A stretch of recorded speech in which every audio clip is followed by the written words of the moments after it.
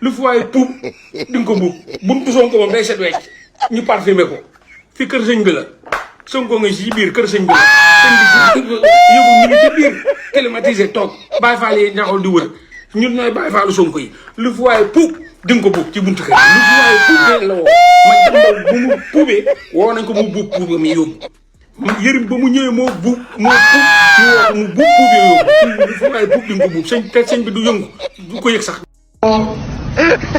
jàmbaar xam nga lan mooy suma objectif Diallo ma ne ko xam nga lan mooy suma objectif mooy su ma nekkee président de la République du Sénégal bu ñu nee bu nit nee Guèye laa sant dañ naan la Guèye ban la boo nee Guèye Dany ñu ne sallallahu alayhi wa sallam.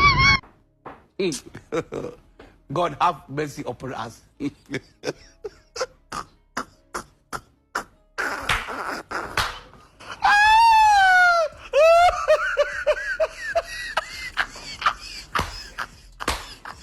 No.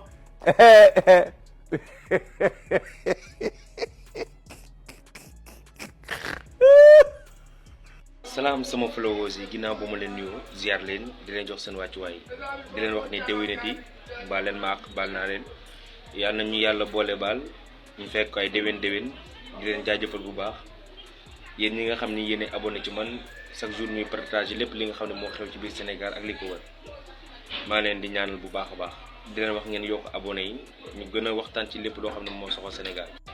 bu ma jógee ci loolu damay laajte rek ñi nga xam ni moom la ñuy woowee opposition bi kan la ñuy muus ci Sonko kan la ñuy muus ci Sonko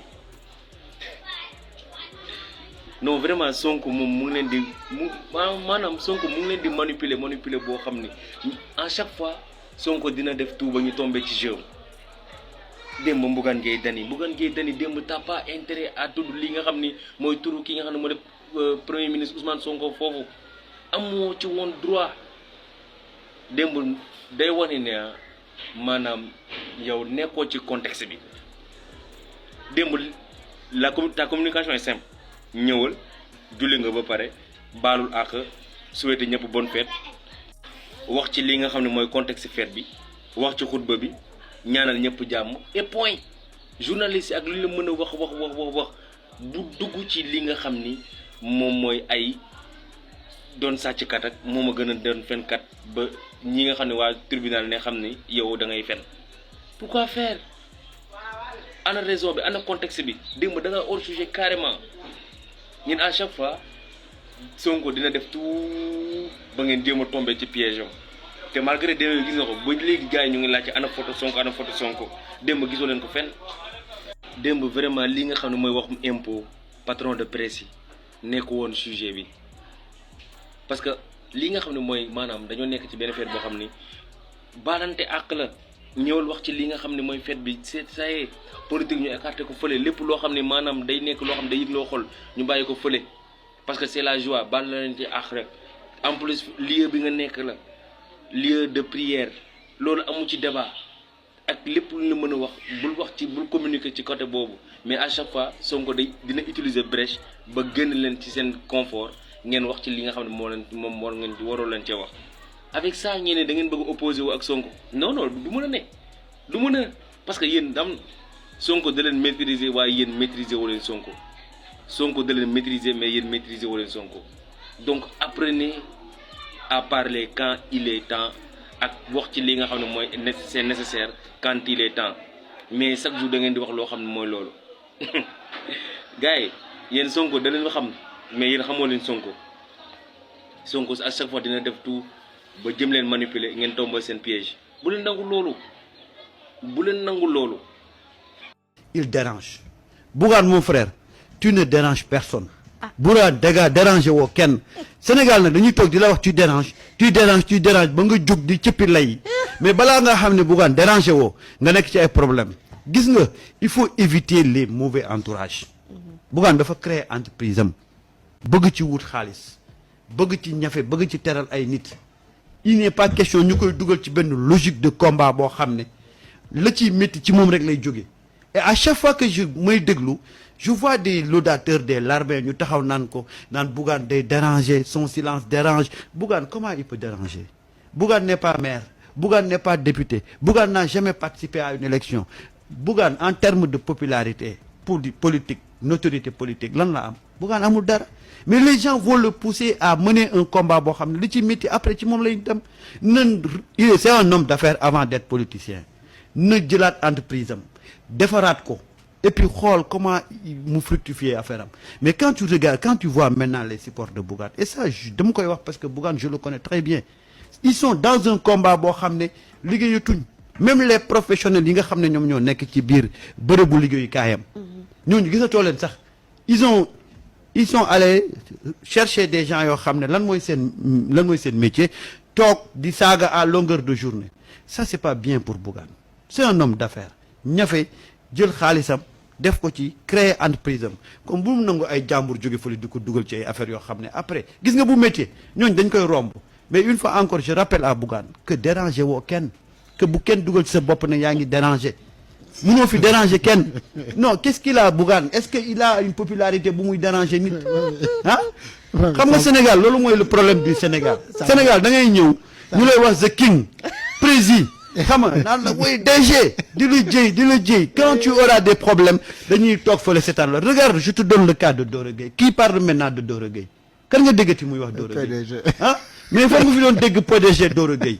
Alors il faut Bougane, je te dis xoolal bu baax li ngay def businessman nga, tu as du mérite, je te respecte beaucoup parce que def nga ci paysage médiatique. Mais quand même c'est un modèle hein.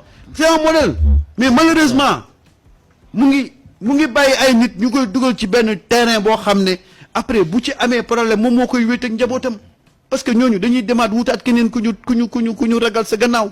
Mais quand doo déggee ay nit toog naan Bougane ti dérange mais sois sérieux bi Bougane qu'est-ce qu'il ñan lay déranger ci dëkk bi ñan lay déranger.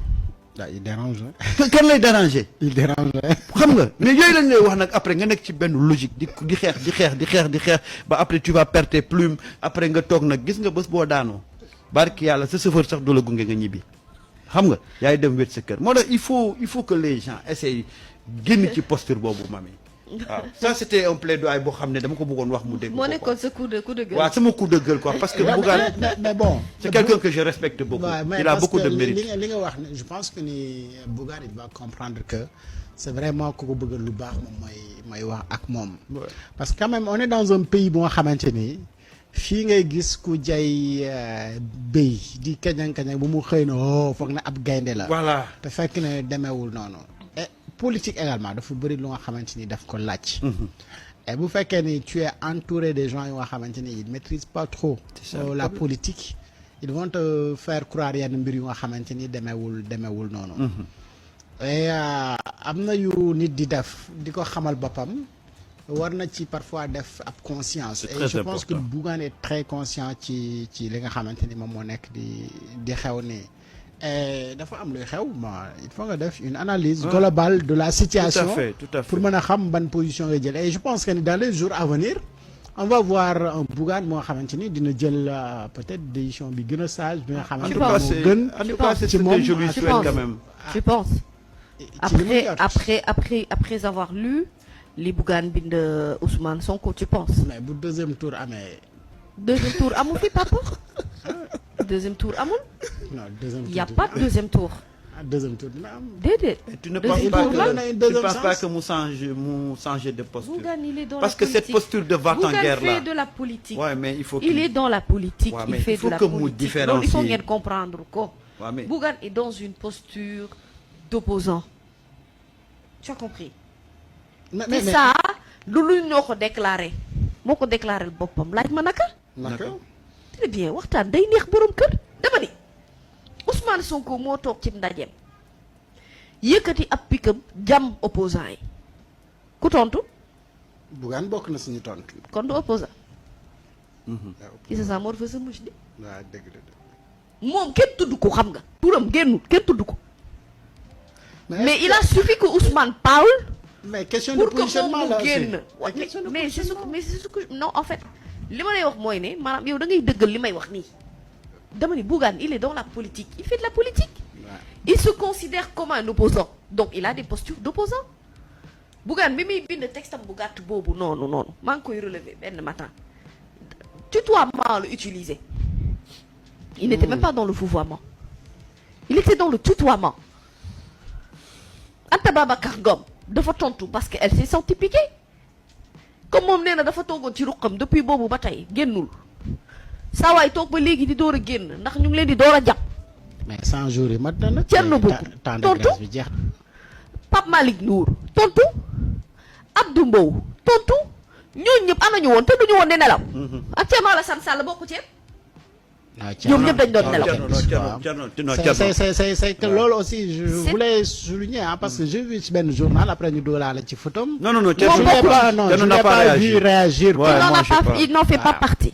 Très bien donc je le retire monsieur Tall ñi nga xam ne ñoo jot a tontu bokk ñooñu c'était des gens yoo xamante ni se sont sentis piqués par les propos de Ousmane Sonko et c'est ça la vérité ils se sont sentis piqués par les propos d'Ousmane Sonko. Quand Ousmane Sonko a dit que ñoom ñii mënuñu opposé wu ndax ñemewuñu ñoom bëgg nañu opposition ndax opposition bien entendu démocratie opposition moo koy neexal ci une opposition forte. mais une opposition forte avec des débats d'idées mais opposition boo xamante ne nee na bu ñu jëlee benn grenade lacrymogène xaar ko ñetti moom lañ leen sotti ñu sotti ñoom ñu génn tontu.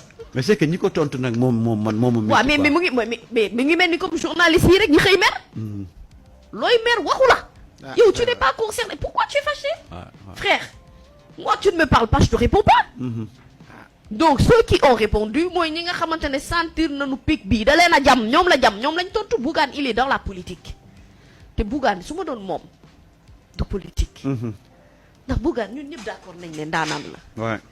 Mais Bougane ce qu'il sait faire de mieux, c'est tout simplement gérer un organe et un groupe de presse. C'est un manager. C'est un bon manager. man loolu laay wax c'est un manager. Merci beaucoup ci café gi teraanga gi yéen a baaxee waa Sunugal 24 yéen seen émission day am café day am suukar. C'est un bon manager. Ouais, c'est un bon manager. yaa ngi dégg mais daf ci bëgg boole politique bi te man Bougane gisuma politique bi lu mu ko apporter. dara. Sincèrement je trouve que il dépense des moyens. Ouais. ci loo xamante ne casquette bi mu am même en tant que chef d'entreprise ou en tant que journaliste bataille boobu mën na ko mener. soxlawul woon dugg ci politique bi. Et puis il y a un moment pour faire de la politique il y a un tout autre moment pour gérer une entreprise. Tout à fait c'est important ça. te avant ngay génn di convaincre ñi ci mbedd bi da ngay convaincre ñi nga nekkal ba pare. C'est-à-dire que balaa muy génn di wàlli yaan di dem seeti ji feneen. ñi mu nekkal il faut que ñooñu sax ñu ne tey bu ñu doon voté wax dëgg yàlla Bougane la ñuy voté. waaw nekk dans un cadre boo xam ne daal vraiment dinañ ne waa ji jàmbaar la. Aliou Top li ma la bëgg wax xam nga ko bu baax li may wax ni dara gënu koo leer. déedéet li nga wax kay leeru. li may wax leer na nañ dama ne balaa moo génn di dem wuti ci feneen ñi mu nekkal ñooñu la war a njëkk convaincre donc politique pour man Bougane warul def politique. Bougane ce qu'il doit faire c'est gérer son entreprise des médias et au-delà de des médias il avait d'autres entreprises annexes yoo xamante ne taxawaloon na ko fii parce que c'est quelqu'un d'assez réfléchi c'est un grand promoteur te nit la koo xamante ne am na envie liggéeyal réewam mais yoon bi mu ko bëgg a jaarale yoon boobu laa d'accordul pardon Wally Seck rek la Bougane war a convaincre ci réew ku wax waxi Wally Seck sax Wally Seck par force la koy convaincre xanaa Wally Seck nag est-ce que moom convaincre na ko sax loolu c'est une question that is the question donc nit di nga bokk ak moom day ak bàyyikat ngeen bokk di liggéey te kooku mën na laa bañ a faral di Serigne Boub de nee na waa këram yëpp Sonko la ñu woteel waaw mu ngi noonu nag noonu la mel rek noonu la mel rek doo ma dugal Bougane daanaan la na des ci ay gestion entreprise la question des médias man loolu laa koy conseiller tout le temps parce que là ils prêtent le flanc les tirs viennent de partout après c'est vrai qu'en tant qu'opposant il faut que nga nangoo dékku yenn nii mais pour man dëgg-dëgg ndaanaan la boo xamante ne expérience am ak xam-xamam mën na ko concentrer ci feneen lu dul di nekk vraiment à répondre à tout va képp koo xamante ne da ngay wax nga dugg ci te pourtant il a été même héroïque à un certain moment ci durant le régime de Macky Sall ci fin de régime bi booy xool Bougane a été héroïque indi na fi ay opération topp tànk c'est-à-dire yooyu yëpp mu def ci wàllu politique mënoon na ko def sax en étant leader de des médias ou en étant journaliste ou en étant tout simplement acteur simple de la société mais politique parfois ci sens bi nu koy defee li mu lay yàqal mu ëpp li mu lay defaral te loolu moo dal Bougane Gueye Dany mën na am sax de bonnes intentions mais comment il réagit souvent du réaction bi baax ci waxtu woowee et je me demande kan moo ko wër ci wàllum communication ba di ko conseiller ak di ko jàppale ci yenn yi nga wala ma xam ne moo koy def ci jëfinu boppam. Mais dans tous les cas là il est en train de perdre de la valeur. Mais son ami Ben Matar. Ben Matar moo koy conseiller. Ben Matar pourtant c'est un grand journaliste mais je suis pas étonnée. C'est pas que j'ai rien contre Ben Matar, au contraire c'est un journaliste que j'aime, que j'apprécie, c'est un ami, il le sait très bien. Mais quand on a vu que même le président Macky Sall était entouré des plus grands journalistes du pays te boobu la gënee nekk cuune dara duma bett ci àdduna. Non, mais li mu wax ni c'est très important quand même. Et tout à l'heure quand j'ai fait ce coup de gueule là, c'est parce que j'ai vu que il a créé affaire yu nice ci moment boo xam ne pour nga gis un journaliste à part les gens de Sud Quotidien de Sud Quotidien. waaw Khady Diaw yow sa café gi tàngut de. gaz bu jeexee du ngeen jël xolub Bougane bi ah Bougane gi. gannaaw ba Bougane taxawee ci kanamu sénégalais yi ne nekk sàcc moo ko gënal nekk fenkat ñu teewlu réaction Cheikh Bara Ndiaye. moom keñ Bougane ma jaaxal man Bougane mii bëggal laaj nit ñi réew mi ba noppi naan sàcc ma gënal fen dégg nga ko waaw bu dee sàcc moom sàcc ko gënal fen. li mu ci bëgg a wax loolu xanaa mën nga koo leer dafa bëgg a wax ne Ousmane Sonko li muy wax dara du ci wér. Sonko fenkat la waaye moom sàcc la. noonu la ko firee de noonu la ko. waaw léegi kon Sonko day nekk fenkat moom mu nekk sàcc. waaw baax na sàcc moom danañ xam ba xam ñun danañ ko dénkam déet wala danañ ko déglu. ok moom lu muy nangoo ne moom ab sàcc la sàcc katu impôt la kon. moom dafa nangu ne moom Ousmane Sonko moom fenkat la man sàcc laa dañoo partagé mbir mi nga Bougane man Bougane wax dëgg yàlla sama waaye nag séq dañ lu bari donte nag gëj na ma ko dégg gëj koo gis sax lool nag waaye man kóllëre du ma ko sànni waaye politique moom xam naa ne loolu de bëgguma ko waaye de. Olay Mané kay wax na ko Olay Mané xam ko. Olay moom lim sañ man sañu ma ko lim man mënuma ko waaye daal man li ma xam mooy. Olay moom ëpp la expérience ci xam nit ak yooyu jàng nit lu mu ci wax kay mën ngaa wax beneen loo xam ne xañ na lu mu fàtte woon la wala lu mu. moom du ma wax sàcc ma gënal fen man du ma doon wax naan man nekkub sàcc ma gënal nekk fenkat ndax boobaa Sonko d'accord a gut ne moom fenkat la waaye yow da ngaa d'accord ne yow sàcc nga. yow da ngaa avoué quoi day mel da ngaa def aveu da ngaa avoué ne yow sàcc nga te Sonko moom accepté gut ne moom fenkat la yow yaa sedd Sonko ba noppi sedd sa bopp am nag wi comme ça da ngaa sedd Sonko wax jël a gut yow nga jël sab saam tàmbalee lekk.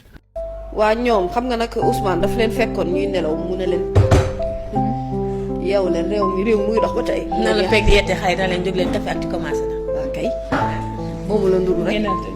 réveil bu brutal. mais est-ce que lii nga Bougane Gueye Dany texte bi mu bind. lii la ko ayca mën nga ñu ko lire. xam nga lu tax ma bëgg la ko liiral Bougane Gueye Dany mu ngi mel ni kuy waxtaan ak copain de classe am boo xam ne seq ngeen dara mais xam nga dama la mere.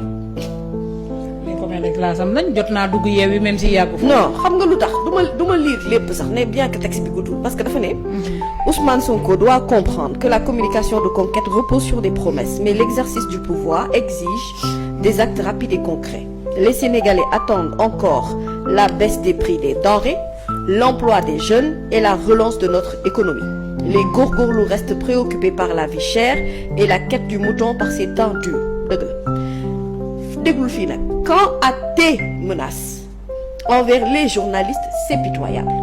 Cette presse t'a tiré des griffes de Macky Sall en mars 2021. Aujourd'hui, tu veux la liquider. C'est peine perdue. Les VAR continueront de te rappeler tes promesses et tes prises de position, tout oubliées au lendemain de ta victoire. Formule utilisée, formule utilisée, tutoiement. D'accord. C'est ton ami que tu tutoies. Une personne, une autorité, même quand on lui parle, c'est le vouvoiement qui s'y est. Je ne te tutoie pas. Je te tutoie Aram, te tutoie Ngoné, Nabou, parce qu'on a ces relations-là qui nous permettent de nous tutoyanter. Pour inviter toi, on change. Très bien. Donc, Réne, peut-être, il parle à son copain. Et puis, il termine en Wolof, Sawai.